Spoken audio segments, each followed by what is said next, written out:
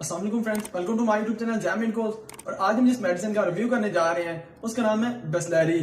Bisleri injection tablet और syrup की packaging में अवेलेबल है और ये सामी फार्मास्यूटिकल्स ये प्रोडक्ट है। अगर इसके साल्ट की बात की जाए तो वो एक न्यूट्रिशनल सप्लीमेंट आयरन सुक्रोज है जिसमें एलिमेंटल आयरन 70% और सुक्रोज 30% एडेड होता है, जो कि यूज होती है एज एंटी एनीमिक मेडिकेशन और ट्रीट करती है वेरियस एनीमिक कंडीशन, जैसे कि अगर आपको आयरन डेफिशिएंसी एनीमिया हो, परनीशियस एनीमिया हो, या अगर आपका हीमोग्लोबिन काउंट कम हो गया हो, आरबीसी या आयरन की कमी हो गई हो, तो इन सब कंडीशन में इसे यूज किया जाता है। अब इसके मोड ऑफ एक्शन को डिस्कस करते हैं, लेकिन उससे पहले जरा हम ये जान लेते हैं कि जो आयरन हम अपटेक करते हैं उसका हमारी बॉडी में क्या रोल और क्या फंक्शन है।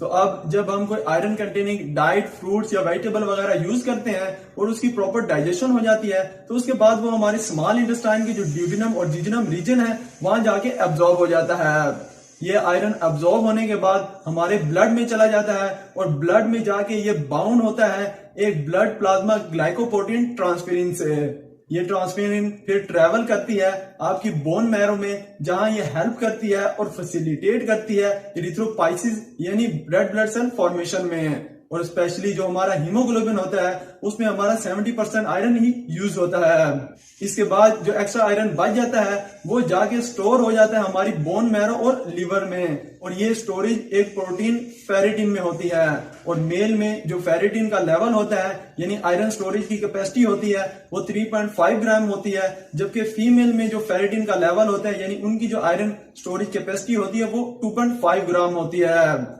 लेकिन अगर किसी भी वजह से आपको ये स्टोरेज आयरन या आयरन थ्रू डाइट्स अवेलेबल ना हो, तो इसकी वजह से आपकी बॉडी में आयरन की कमी हो जाएगी, जिससे आपको आयरन डेफिशिएंसी एनीमिया वगैरह की डिजीज भी हो सकती हैं। और इससे आपकी जो ब्लड की ऑक्सीजन कैरिंग कैपेसिटी है, आपकी ब्लड में जो हीमोग्लोबिन का लेवल है और रेड ब्लड सेल्स का जो काउंट है वो कम हो सकता है, जिससे आपको फर्दर अदर कॉम्प्लिकेशन जैसे कि आपको बहुत ज्यादा एक्सट्रीम टायर्डनेस होना, वीकनेस होना, हेडेक होना, अनकॉन्शियसनेस होना, शॉर्टनेस ऑफ ब्रीदिंग का होना, और आपकी जो स्किन का कलर है वो पेल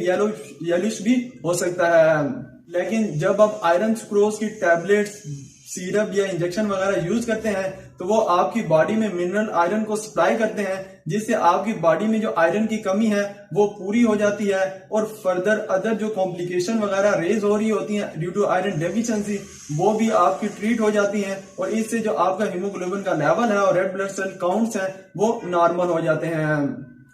अब इसके यूजेज और क्लिनिकल एप्लीकेशन को डिस्कस करते हैं। तो अगर आपको कोई भी blood disorder, specially iron deficiency anaemia हो, यानी आयरन की वजह से आपकी बॉडी में खून की कमी हो गई हो, या किसी भी और अंडरलाइन काज की वजह से आपकी बॉडी में खून की कमी हो जाए, तो उस कंडीशन में आप इसे यूज कर सकते हैं। और जब भी आयरन डेफिशिएंसी एनीमिया हो तो इसकी वजह से आपको आपकी बॉडी में बहुत ज्यादा टायर्डनेस, वीकनेस और आपकी जो स्किन का कलर है वो पेल येलोइश हो जाता है, तो उस कंडीशन में आप इसे सेफली यूज कर सकते हैं। या अगर आपको कोई और एनीमिक कंडीशन जैसे कि नॉर्मोसाइटिक्स एनीमिया हो, मैक्रोसाइटिक एनीमिया हो, फोलेट डेफिशिएंसी एनीमिया हो या परनीशियस एनीमिया हो, तो उस कंडीशन में आप इसे सेफली यूज कर सकते हैं। या अगर आपको कोई ब्लड लॉस कंडीशन हो, यानी अगर आपने कोई सर्जरी वगैरह करवाई हो, आपको हैवी मेंस्ट्रुअल पीरियड्स हुए हो, आपने अबॉर्शन करवाई हो, या आपने लेबर या डिलीवरी करवाई हो, या अगर आपको कोई अल्सर, ट्रॉमा या जीआईटी ब्लीडिंग की वजह से आपकी बॉडी में बहुत ज्यादा ब्लड लॉस हो गया हो, तो उन सब कंडीशन में आप इसे यूज कर सकते हैं।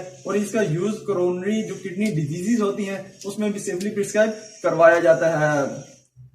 अब इसके डोजेज और एडमिनिस्ट्रेशन की बात करते हैं, तो इसकी जो इंजेक्शन फॉर्म है वो आपने थ्रू आईवी रूट के थ्रू नॉर्मल सलाइन में मिक्स करके और स्लोली एडमिनिस्टर करना होता है। और इसकी डोज अप टू 600 mg पर वीक तक आप यूज कर सकते हैं। और आपने इसे हर किसी भी एज ए सेल्फ मेडिकेशन खुद से यूज नहीं करना, बल्कि प्रॉपर फिजिशियन की प्रिस्क्रिप्शन से यूज करना है।